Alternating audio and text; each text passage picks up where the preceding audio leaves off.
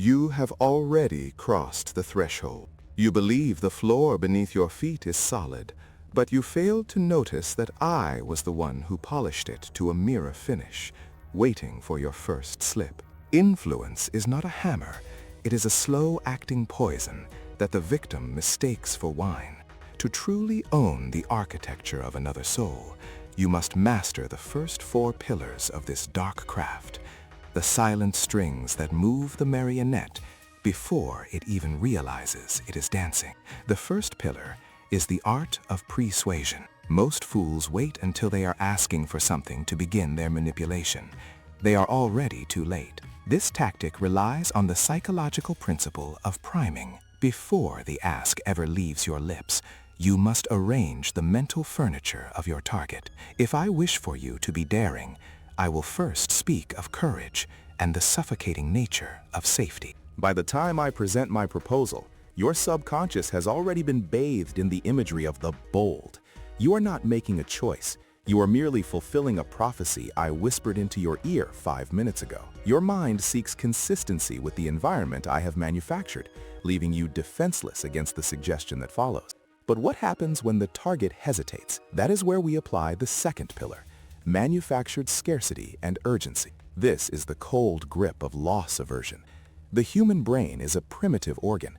It fears losing a worthless stone more than it desires gaining a golden crown. By creating a vacuum, a limited window, or a vanishing opportunity, I bypass your logic and strike directly at your amygdala. You cease to think and begin to react. I am not selling you a product or an idea. I am selling you the temporary relief from the panic of missing out. Do you feel that tightening in your chest? That is the sound of your rational mind shutting down as the clock I placed in your head begins to tick. As you scramble for air, I offer you the third pillar, the illusion of choice. This is a predatory variant of the Ben Franklin effect. Instead of a command, I offer you 2 paths, both of which lead exactly where I want you to go. Would you prefer to finalize this tonight, or should we wait until tomorrow morning when you are fresh? Either way, you have committed to the finalization. By granting you the choice, I force your psyche to justify the action as your own. You will believe you are in control because you chose the when, while I remain the silent architect of the what. You become your own jailer, locking the door from the inside to prove your autonomy. Finally, we descend into the fourth pillar, mirroring and pacing. This is the art of subconscious. I become your shadow. I am no longer a stranger. I am self. We trust nothing more than ourselves.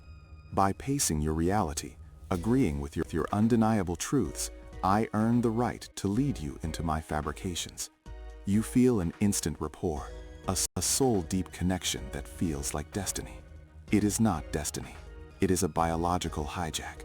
You are now synchronized with my heartbeat, leaning in, waiting for the final 3 pillars that will complete your transformation. But as the shadows lengthen, you must ask yourself, if these 4 tactics have already dismantled your defenses, what horrors await in the remaining 3? The most dangerous part of the trap isn't the spring. It is the bait you have already swallowed. The blade you have just learned to sharpen has 2 edges, and right now, one of them is likely pressed against your own throat without you even feeling the cold steel. You have peered into the abyss of how the human mind is dismantled, but you must realize that you are not the only architect of shadows in the room. While you were busy learning how to pull the strings, someone else may have already looped a cord around your wrists. This is the moment where the hunter realizes they are being tracked by something much larger, much more patient. To survive the psychological warfare of the world, you must develop a hyper-awareness of your own internal biology, for your body will often scream the truth long before your mind can translate the lie. Listen to the sudden, unprovoked acceleration of your pulse. When a master manipulator begins to weave one of those 7 lethal tactics around you, your nervous system acts as a silent sentry. Do you feel that sudden, artificial pressure to decide? That is the first warning sign. They will attempt to bypass your logic by injecting a false sense of urgency into your veins, making you feel as if the world will collapse within the next 60 seconds if you do not comply. This is not reality. It is an induced chemical panic designed to shut down your prefrontal cortex. When you feel that rush, that suffocating need to move faster than your thoughts allow, stop. They provide a small, unsolicited concession or a piece of manufactured vulnerability to trigger a deep ancestral need for reciprocity within you. You are being shackled by your own sense of fairness. This is the gift of the serpent. They provide a small, unsolicited concession or a piece of manufactured vulnerability to trigger a deep ancestral need for reciprocity within you. You are being shackled by your own sense of fairness. If the rapport feels like a mirror, remember that mirrors are hollow. You are being mapped. But even as you learn to shield your soul from these parasitic intrusions, you must ask yourself a far more disturbing question. What happens when the manipulation isn't coming from a person at all, but from the very environment you've been lured into? The walls are closing in, and then the true architecture of control is about to be unveiled. Are they mirroring you too perfectly? Is their empathy a little too synchronized with your breathing? If the rapport feels like a mirror, remember that mirrors are hollow. You are being mapped. But even as you learn to shield your soul from these parasitic intrusions, you must ask yourself a far more disturbing question. What happens when the manipulation isn't coming from a person at all, but from the very environment you've been lured into? The walls are closing in, and the true architecture of control is about to be unveiled. The architecture of control does not merely surround you, it breathes through the very pores of your skin, dictated by the subtle shifts in the air you never realized were curated. You are standing in a room that was designed to make you feel small, under lights calibrated to trigger a primal submission. And yet, your greatest threat is not the ceiling pressing down. It is the person standing across from you, whose pupils have just dilated by a mere 2 millimeters. You have now peered behind the curtain of the human psyche, and there is no closing your eyes again. This knowledge is a heavy, jagged blade. To hold it is to bleed, but to wield it is to command the invisible strings that move the puppets of society. You have learned that every blink, every micro-adjustment of a collar, and every 3-second delay in a response is a confession whispered by the subconscious. But ask yourself, now that you can hear the screams of the unspoken, can you endure the silence of your own isolation? But ask yourself, now that you can hear the screams of the unspoken, can you endure the silence of your own isolation?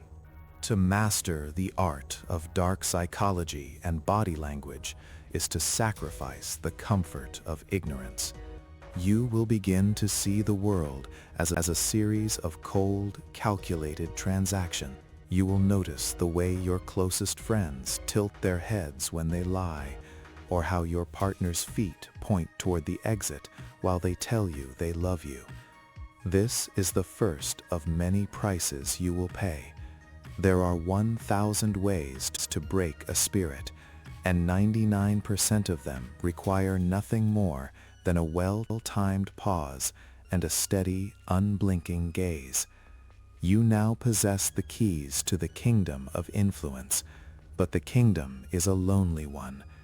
Every interaction becomes a chess match, every conversation a tactical interrogation. The ethical weight of this power is a phantom that will haunt the very shadow that others fear. The abyss does not just watch you, it takes notes on your vulnerability. Will you use these secrets to shield your soul from the predators lurking in the shadows? Or will you become the very shadow that others fear? The abyss does not just watch you, it takes notes on your vulnerabilities. By understanding these mechanisms, you have effectively stepped out of the herd, but the wolves are always hungry for those who think they have escaped. This is your final warning. The more you learn about the darkness in others, the more you will find it reflecting in the mirror. You are currently standing at a crossroads where one path leads back to the blissful sleep of the manipulated, and the other leads deeper into the labyrinth of absolute control. Most people choose to forget. They choose to believe that their choices are their own.